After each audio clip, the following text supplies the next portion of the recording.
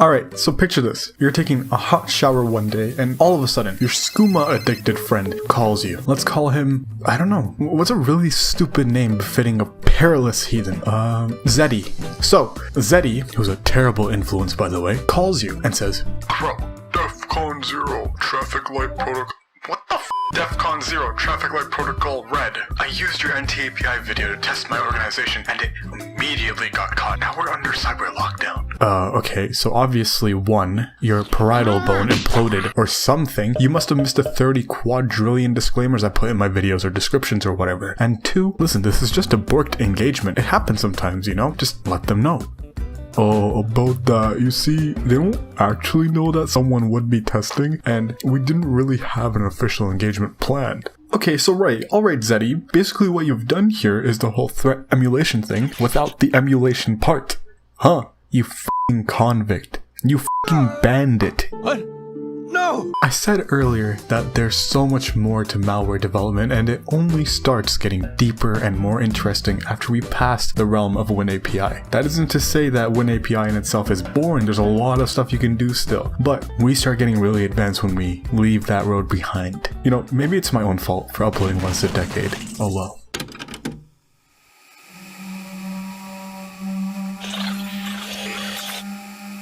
I guess today's the day where we learn to peel back another layer on the moldy onion that is malware development and really make something that's pretty cool and for the most part actually pretty capable. Now, expanding on that last claim, these techniques aren't 0 days or some stupid shit like that. These techniques have been around for a while, and you won't find some sort of clandestine, quote, fully undetectable, end quote, techniques here, especially not from a headass like me. There's also a claim to be made that the idea of FUD in itself is somewhat paradoxical. But hey, this is hacking time, not Dr. Phil philosophy time. Thank you, I won't be here all night. There's just so much to consider when developing your malware. Too many things to list here. Attempting to do so would be like holding a grain of sand to the stars, showing just how much actually goes into all of this and how many compositions of techniques, researching, experimentation, and more is required. However, these techniques are, for the most part, techniques that we can employ that will bring us up from that beginner skill level, all the way up to the lower intermediate-ish level of malware development. You know, maybe even really close to advanced. So congratulations, you're officially not a beginner anymore.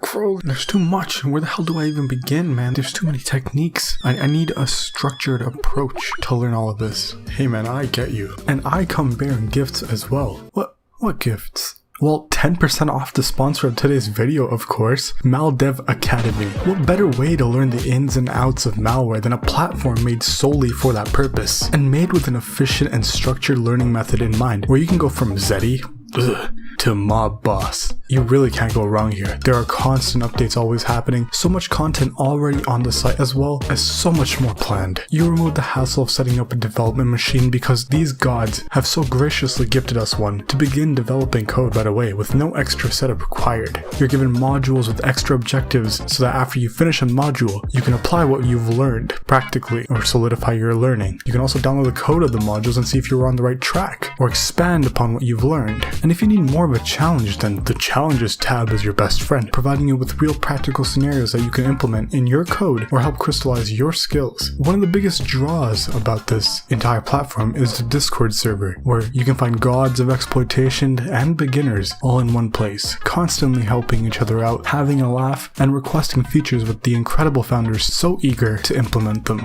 You wish there was something on the site in terms of content or features or hell, even in the server? Well, request away. That's how certain modules even came to be. It's a very community-driven project, and the community itself is very tightly knit. I love you guys. We love you too, Crow. Oh yes, especially me. I love you the most.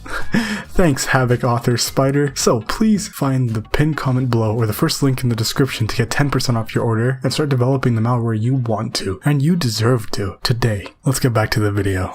And so in this video, we're going to cover what happens in the elusive kernel land. We'll implement an injector that uses direct syscalls, and finally make an injector that uses indirect syscalls. teensy mandatory disclaimer for the 2 elite to care thugs watching this video like that blasted mZg character, let me remind you that doing any of what you may see here against anything you do not own is illegal. Like crazy illegal. I'm not going to be held responsible if one day your prefrontal cortex misses a QuickTime event and you end up attacking someone or something without their explicit written permission. That's on you. We're doing this strictly to understand how certain samples of malware employ these techniques, so it's solely for educational purposes. With that out of the way, let's do a little recap.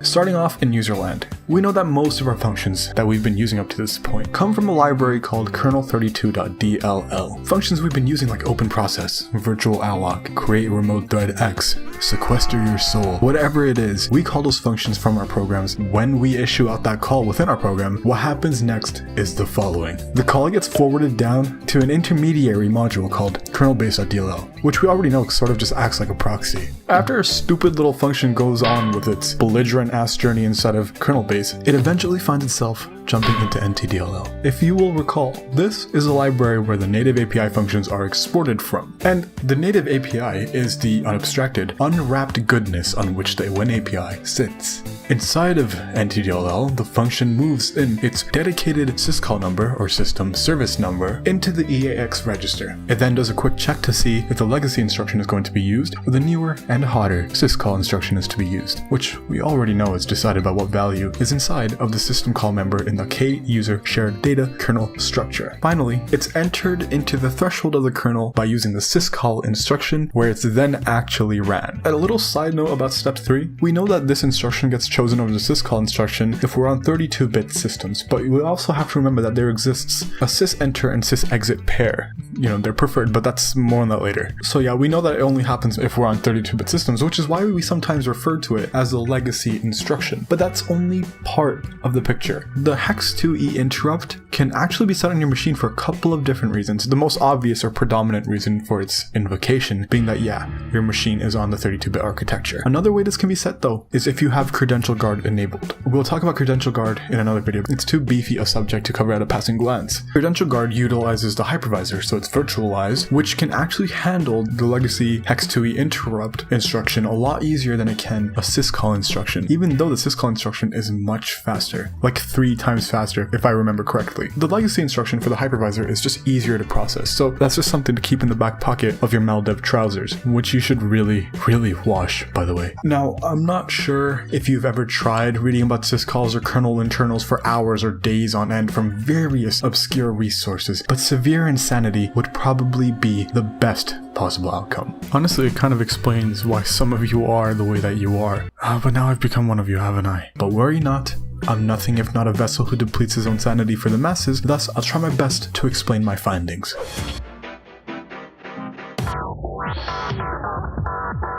The first thing that happens after syscall instruction is issued is that the address directly after the syscall instruction, in this case the return instruction, is placed into the RCX register. This is done so that once we're in kernel mode, we can return back to userland and continue our execution in the user space. And we can also see this in real time with the debugger, and we can see that this is also the expected behavior from the 5,000 page behemoth that is the Intel manual. So we're looking good here. After this, a really cool sounding register called the long system target address register, or the IA32 L star, places the value that it holds into the instruction pointer RIP. Now, aside from sounding like something the fucking Avengers would have to fight, it belongs to a group of certain registers which are called the model specific registers, or MSR. And there's a lot of them. Like, hey, let's just turn this into its own volume. Kind of a lot. From the sections, we see that there's 2 sort of subsections. We have the architectural MSRs, and then from that downwards, we have the actual specific MSRs for each model. You can think of the first section as the common MSRs that you might find amongst all models, or most models, and then the other sections being, you know, specific to a model. So these MSRs, they're used for a lot of different things. They were first introduced by Intel on the Pentium processor, and because Intel added in these new kinds of registers, they needed a way in order to perform operations on these registers, such as reading or writing. And so at the very least, they had to add in 2 new instructions for these MSRs, which would let us read and write to them. And they're called the read MSR instruction and the write MSR instruction, respectively. You might be tempted to go out and run these instructions right away right now to see what you can get or set, but you can't, at least not yet. These 2 instructions belong to a group of instructions called the system instructions or privileged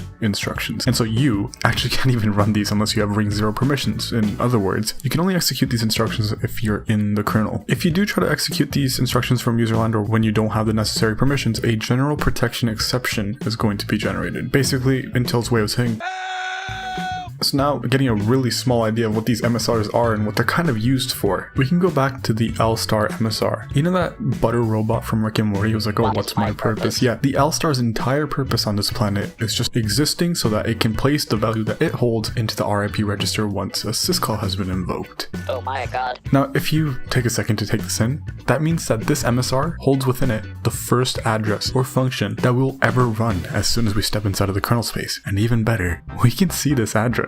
Well, not from userland, but we can see it. So let's head over to a kernel debugger and actually read the value that's inside of here to see what our first steps in the kernel is going to be. Now, before reading this though, we need to find out the address of the IA32L-Star. These MSRs have specific addresses in which you access them. The Intel manual, which I think I've started to love even more than the MSDN at this point, actually a lot more, tells us that this register specific address is this. That's how we read or write to it. This is the address of that register. Now, pop quiz. We're attempting to read the value from IA32L-Star, which is an MSR. Which instruction do we use to do this, and from where?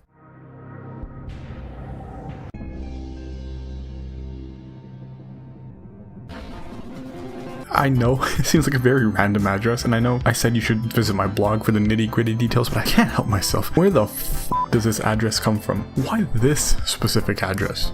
Okay, so it, along with a couple of other MSRs, get initialized to specific addresses during boot time by the kernel. The KI system startup is the entry point routine of our kernel. It's responsible for some basic initialization, and to do that, it in turn calls the KI initialize boot structures routine, which is responsible for setting our MSRs. If we disassemble this routine, either through assembly or just see some code for it, we can see that at these exact lines where our MSRs get their funky addresses, which will remain constant for us to read until we decide that we hate computers and chuck ours against the wall. Just so it's less of a mystery, seeing like all these instructions, the way that the write MSR instruction itself works is it takes what's in the EAX and EDX registers and writes that into the MSR register that we specify with ECX. Alright, so we have this address. What is it? Doing some quick little magic, we can see that this is the KI System 64 routine. So this is the first thing we run after we invoke a syscall. Yeah, this is the first thing. What this function does, it's really cool. We won't go super in depth into it, but I'll talk about what it does. Now, before continuing, we must look at the syscall number itself. Have you ever wondered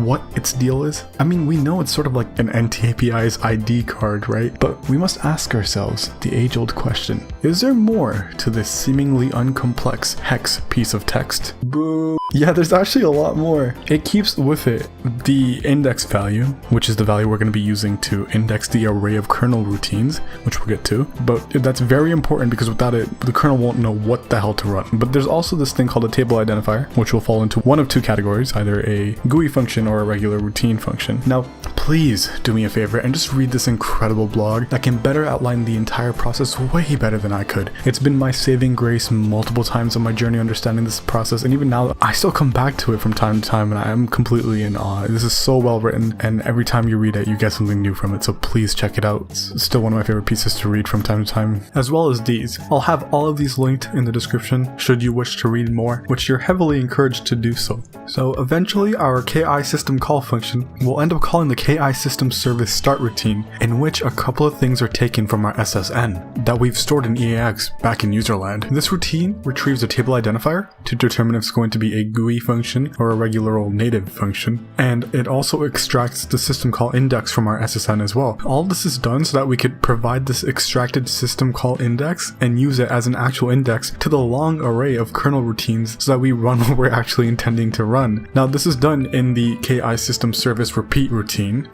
and the routine itself starts off by loading in the address, which is what the LEA or load effective address instruction does, to the R10 and R11 registers. The KE service descriptor table is a kernel structure that's comprised of 4 system service table or SST structures. These SSTs that make up the service descriptor table looks like this. And since we know that this is an array of a bunch of kernel routines that the NT-API is eventually going to execute in kernel land, we can start looking into this to see these routines and how they're laid out. Starting off with the first routine we can find. We know that in standard C programming, the first element of an array is the same as the address of an array because, well, that's where the array starts from, its first element. Now dumping the first result, we get the following, which is the first routine that we'll see here. And if we dump some more, we'll see that these are separated in 4-byte offsets. So every 4 bytes, we get a new routine. So this is the index that we access. And if we do some magic, we can actually find out what function this is. For 64-bit, we have to do a little bit more work than in 32-bit because in 64-bit, we have some relative addressing involved, but it's not too bad. If we take a random syscall number, for example, and add that to the address of the array times 4 because of the 4-byte offset, we'll find our function, or we'll find the routine that our function is going to call, and then we can dump that to see that it matches up. And it's really cool. Now, once all of this is done, the syswrite instruction swoops in to unfuck up everything that the syscall has fucked up, and from the glorious manual, we'll see that it does this by loading in the RIP that we previously saved in the RCX register way back when we first issued out that syscall. Yeah, we're back in userland, ready to continue our execution. Now, the especially malicious of you may be thinking the following. Okay, so if I just overwrite the addresses of, let's say, the IA3212 star or the SSDT, then can't I just control the entire universe, make the kernel run my code, or intercept anything I want? How nefarious of you. Yeah, you could, or at least you used to be able to. It was really common for security solutions and malware alike to place hooks on these execution flow directors, but with the advent of Microsoft's kernel patch protection, KPP, or as it's called by the cool kids, PatchGuard, any attempt now to overwrite or hook these things will result in... Now, PatchGuard's not perfect, of course, and many cool bypasses and techniques have shown up over the years, things like Ghost Hook, Infinity Hook, ByPG, just to name a few, and some of them were even being used by certain security solutions. But for the most part, PatchGuard does pose a pretty big, prickly thorn in the sides of the unmotivated, so there's that. Anyways, back on topic.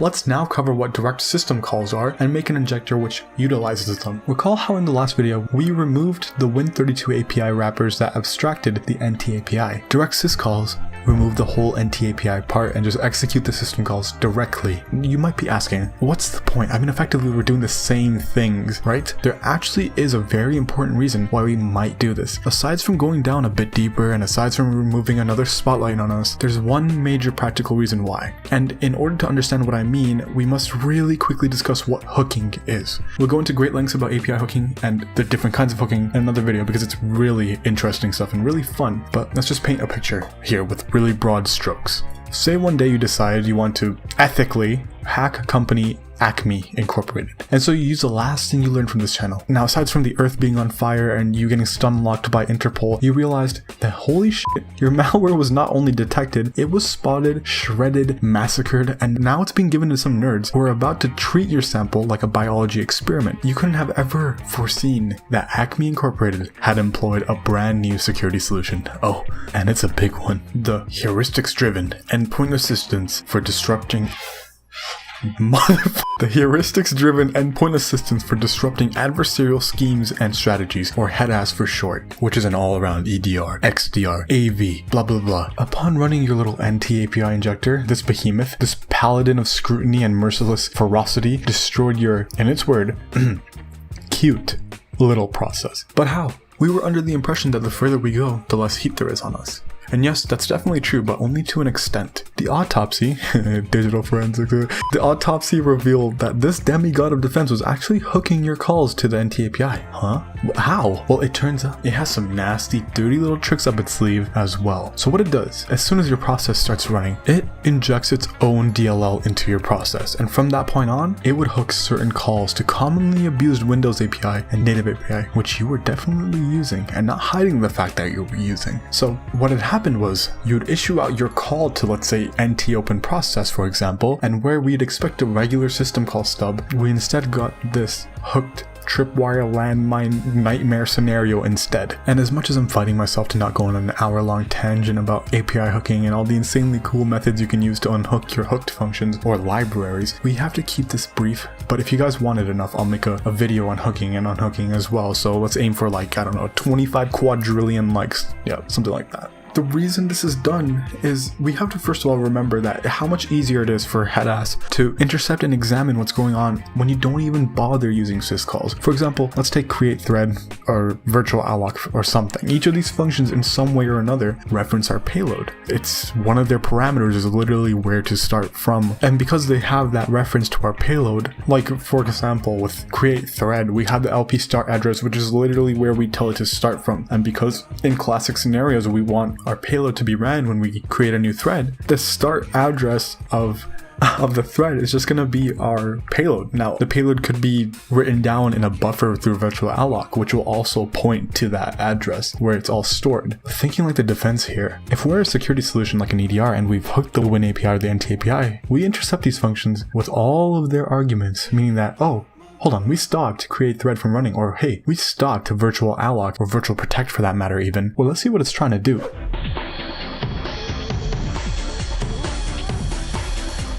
Alright, so over here, remember this is not meant to go in depth. Just a really high overview. Over here, I have a classic thread hijacking program. Create a little process in a suspended state, change the context thread, and then update the instruction pointer to point to our payload. And so if we press enter here, it will run and we should get a shell.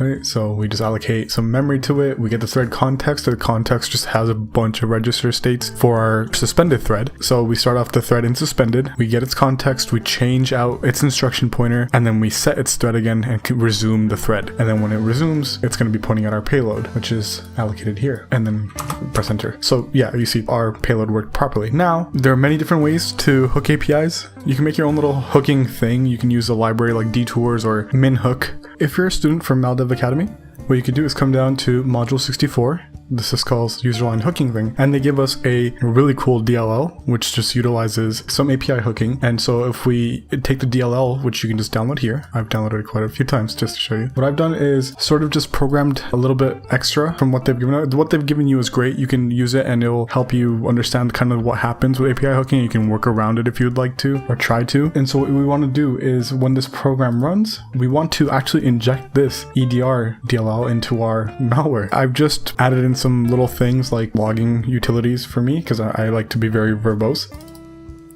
We open this up in a debugger. I use my favorite one, but you use the one that you want to. And so we have this command prompt open. To actually inject the EDR DLL, you come into here. Once that's done, you want to go into MISC and DLL injection. This gives us the ability to inject a DLL into a process of our choice. And once we inject it, we should see that it will print out its message. Alright, there we go. It's so dumb. It injects, it prints out a little message. This is not none of this is part of our thread hijacking function. So it starts, it initializes the hooking library, it creates a hook. I added in this hook, but we're not going to see it here, so I've disabled it. But the NT-protect virtual memory one is enabled, and it's the one that comes shipped with the Maldev EDR that we just downloaded. I've had it so that it detects, and this might happen in EDRs, some processes do utilize these APIs for proper use. So what we want to do is monitor whenever something suspicious happens, like page execute read by itself. Isn't that suspicious? If we had like page read write and then it went into, or if we just started with page execute read write, well, the full permissions, that's really suspicious, and most EDRs will just kill your program. But this, and I'll show that. If we press enter now, what's going to happen is the following. 3, 2, 1. We got intercepted. Our API was hooked. It hooked it, read its arguments, and when it did, it noticed that, holy shit, this is MSF Venom. This is shellcode, and over here we can see this is our thread hijacking output because it's not outputted in my beautiful login library. Bug. So this is where we actually allocate our memory. This isn't. Over here, we see that we start off with the page read write allocation type, right? We allocate our payload to it, but to make it executable, we need to like have executable writes on our buffer in order to run our payload. So what I've done here is just change it to RWX, but you could also change it to RX, and there should be logic with this EDR or something like that detects these changes and then will act on it. RWX is almost overkill in many things, so that this detects it and just kills it. And when it detects it, it dumps the memory, right? It saw that this is suspicious malicious as hell. This is malware, this is shellcode, and then it terminates it and kills it, and we can see we are left with no choices here. Remember, this is not meant to be something crazier, because we can literally make an entire video dedicated on API hooking, like how there's inline hooking, trampolines, the different ways of bypassing or unhooking. There's so much that we could do. So if you want to know more, there are many resources for you to learn, but I will eventually be making a video on this, so just hold on a little bit and we'll get there. I can't believe I almost forgot the most important part. Let's go look at the Syscall stub and see how it's different. Forgot to mention that, and it's actually very, very important. So we've injected our EDR, so it's monitoring, it's intercepting suspicious calls. So if we go into symbols here and we go into DLL, and remember we're intercepting in calls to anti-protect virtual memory. Let's look for that. We see that this looks nothing like a syscall stub that we've been used to. It starts off with a jump instruction. It jumps to something that we control. And you're gonna see me program out a dynamic syscall retrieving function later on in direct syscalls. That's not gonna work in scenarios like this because the offsets are gonna be all wrong. You could start the base address and keep iterating until you find a specific opcode or something like that. But if you just rely on hard set offsets, this is gonna bork the entire thing. That's what that looks like. We can see everything else is just normal. I also had virtual alloc hooked, but I just kind of disabled it just so we don't get overloaded. We should be able to see anti-allocate virtual memory, which is virtual alloc's thing, and yeah, we can see that this is also hooked. So I hope that provides some insight. Let's just trigger this because we have to now. Beautiful. And yeah, we just stack overflow. Yeah, so a little bit buggy, but you know, it works. Also, in regards to the hooks, remember that defensive solutions don't typically hook all functions, since only a relatively small subset of functions are even used for malware. If they did hook all functions, it would be very cumbersome and it would come at the cost of performance. There are many ways we could implement these syscalls. There are dedicated tools that are designed for generating all kinds of functions and headers and all the assembly that you need, but as an obsessive follower and believer in the understand something before you let something else do it for you approach, we'll do everything manually here. And of course there are many ways to do this. You can even do this all with inline assembly, but unfortunately mSVC, which is the default compiler that comes with Visual Studio, doesn't have support for 64-bit inline assembly. Yeah, I know, what the f*** Microsoft. But there are alternatives. A great friend of mine introduced me to the Intel compiler, which does let you do inline assembly for both 32-bit and 64-bit. But there are other options out there, which you can go ahead and try to find out. For us right now, this will be fine. We'll just program it out in separate source files.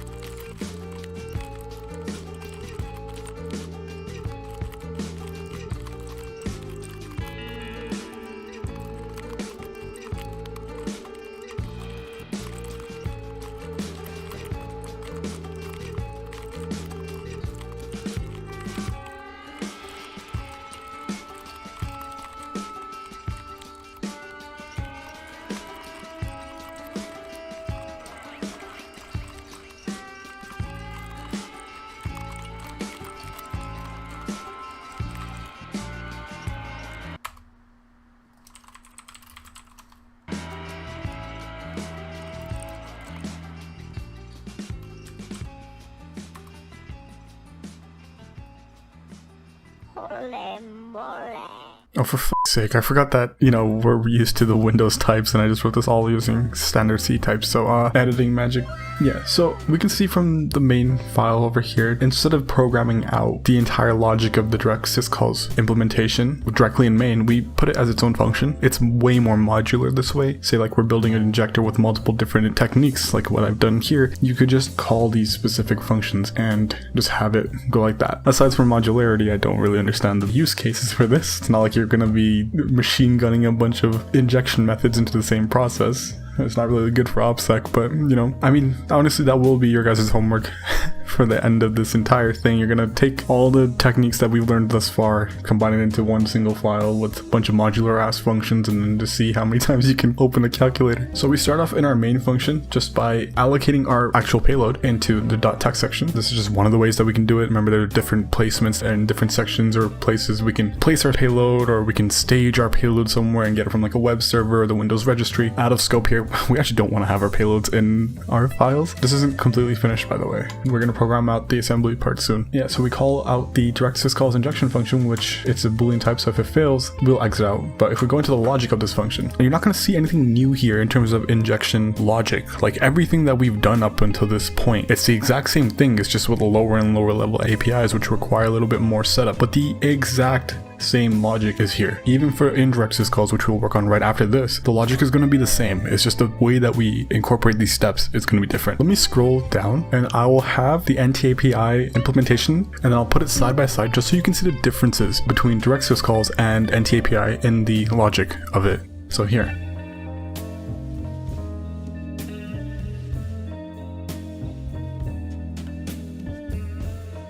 Alright, now the biggest thing you will see is that in the middle chunk of our function, where we would have get proc address, we would have our function prototypes, and we'd be casting our newly defined function names to our prototypes, getting that address of that function so that we can use the NT API. We are not doing that here, because again, if this was hooked, we would be calling the NT API, and that would get triggered, the hooks would get triggered, it would see what we're running. If it detected something malicious, it would kill our program. What we're doing here, it's very, very similar, but all we're doing is we're going to be extracting the system call number from our function here so that we can take this global variable. I know, ooh, global variable is horrible. We can take our global variables, which are defined in our header file over here, and then we can use that in our assembly file, which we'll create in a second. So that way we never actually call the NT API. And even in our function prototypes or whatever, we can see that no longer are we type defining a function prototype for us to use explicitly by using a address from getproc address. What we're doing instead, we're using the external keyword telling the solution, get this from somewhere else. This is externally defined, which in our case is going to be from our assembly file, and in our assembly file we're just going to be recreating the syscall stubs of these functions.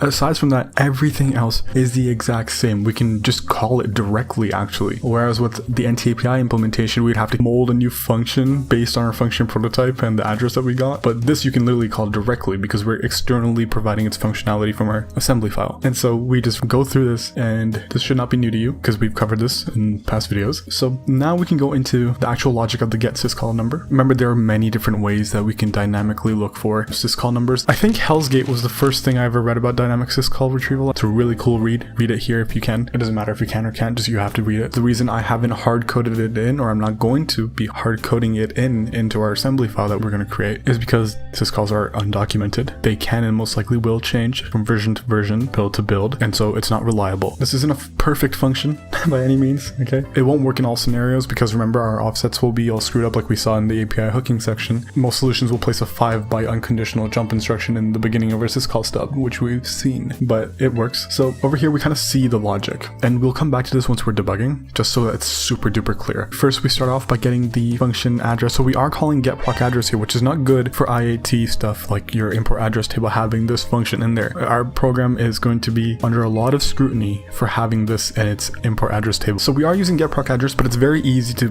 program out your very own implementation of getproc address, and that kind of helps in a little bit. But yeah, so we get the address of the function that we're looking for. It could be any function, any NT-API function, which is inside of NTDLL, which is why we specify this module handle, because that's how getproc address works. We start from the base address of that function, and then at the offset of 4, which is going to be here, what we're going to do is just get the first byte over here in this entire series. And it's going to be much clearer once we start debugging this. You'll actually see this happen in real time, and we can show you that these offsets make sense. We return whatever value we get. It's really cool. It's so simple. It's so cool. Oh, and then in case you're wondering what this is, don't worry, you'll get the source code. I'll upload it to GitHub. You can view all of this in case you're like, what the hell is that, Crow? Why aren't you covering every single line? Well, we don't have time, man. We don't have time. You can find it in GitHub though, everything here. We need to program out the assembly file because without our assembly, all we have here is just a bunch of ghost code that literally won't do anything, and it can't, because we're directly providing the functionality from that assembly file. Well, first and foremost, actually, if you've watched the self-deleting malware video, we've already set up mZg before, or the Microsoft macro assembler, which is what we're going to need to compile our assembly file, but it's very quick and easy to set up, so I'll just go over it again. Right click on our project settings, build dependencies, build customizations, and make sure this is selected. If it's not, we won't be able to select this type for our assembly file. In our source files, just Control-Shift-A, just call it something, I don't know. And in here, our entire objective here in our assembly file is to 1, recreate the assembly syscall stubs for every single function we use, and 2, use the dynamically harvested syscall numbers from this function, which I have included as global variables. And in our assembly file, what that would look like is the following. In data, we initialize these variables, and in code is the actual like logic and code where we program this out. You can see that for every single function that we use, we just set it up directly, so it no longer has to go into NTDLL and do this. The only time we go into NTDLL is just to retrieve the addresses of these functions, which we use only to get the syscall numbers. Whereas with NTAPI, we get the address of the function and then we start executing from that address, basically just executing the function. And so we transitively do syscalls, but we don't directly do them. With this though, we are directly invoking these syscalls, right? So we move in the values that we get. Remember, there are different ways to do this. You can do it at compile time or runtime or whatever, blah, blah, blah. It's the same thing over and over. But with that done, and actually what we have to do first is make sure this is included. If this item type is not set to Microsoft Macro Assembler, we have to set it. And I just like to explicitly say that, hey, this is not excluded from the build. And if you don't enable the build dependencies from mZg here, this is not even going to show up. So that's why you have to include that. Now we're ready to test. Let's just build a solution. Okay, it compiles without errors for once. Holy shit. Let's see what this can do against our unassuming notepad process. All right, so here's our notepad. Now if we run this, we should see a calculator spawning. 3, 2, 1. Let's go, boy. Cool, nice. Yeah, look, this is all direct syscalls, and we can actually prove this by debugging it, and we actually should debug it just so we understand the logic of that harvesting function, as well as actually proving that, hey, this is directly invoking syscalls. So first what I'll do is just this. Okay, I'll just pick any one. I don't know why I have 2 open. And what I'm going to do is come into debug, the properties, debugging, and set the command line arguments to our pit of our notepad, and then we're going to start debugging this. So start debugging. Oh, shit. Forgot to set a breakpoint. It's okay. It's okay.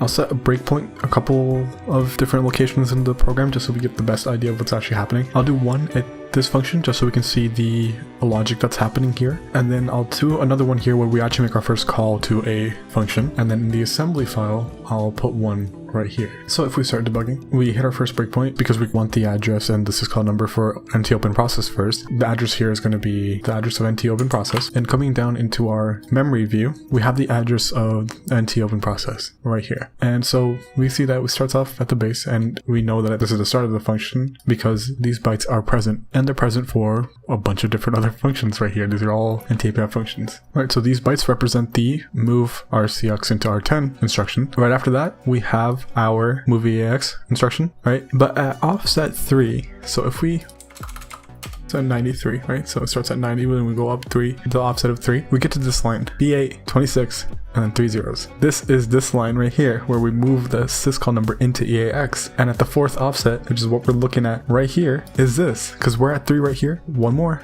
And we have this value along with the 3 zeros. So what we do here is just get the first byte, which is just 26. And if we see here, the syscall number that gets returned, if we step forward an instruction, it's 26. It's very cool. Right, and then we can continue. Let's continue until we get to the next breakpoint, which is going to be when we actually issue at that call to NTOpenProcess within our direct syscalls function. So finish and continue. Oh, it's going to continue until all of them. So yeah, all of these syscall values are populated. We have the addresses of all these functions. So now when we issue our first call, what we're going to see is that it's going to go into our syscall stub, which is really good because that means it's actually going to be running from here, what we've defined. So if we continue, let's go here and step into. Look, we see that we landed in our assembly file, and we can keep on continuing. And look, we're at the syscall instruction. We had another breakpoint. If we continue now, a syscall will have been invoked. Let's just run that. Step in, NTOpenProcess. There we go. A syscall was invoked, and we return out.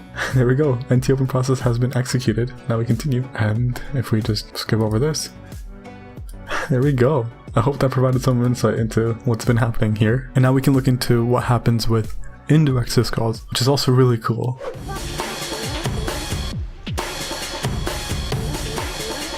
Now, one of the biggest issues with direct syscalls is, actually it's better if I just show you. Allow me to paint you a picture. Pretend for a second you're a defensive solution, once again, and suddenly a new process spawns. It looks normal enough, with nary a suspicious string nor calls to those pesky little Win32 APIs or native APIs that you've come to know for what feels like eons now. It looks so clean that you'd be tempted to eat off of it. You let out a struggled sigh as you can feel the tenseness escape from your skeptically arched eyebrows. The stakes are so immeasurably high. You can't let another incident happen again. Not after last time. Then, as a lump in your throat grows larger, emitting from the program, a sound you've never heard before, you slowly inch closer. So dreadfully slow. Upon examining the program, you can see that the program is invoking system calls and shit inside of it directly. Why the f are you doing that? Hey, why the f are you doing that? You say as a deafening sound suddenly engulfs the room, terrorizing your ears, ringing.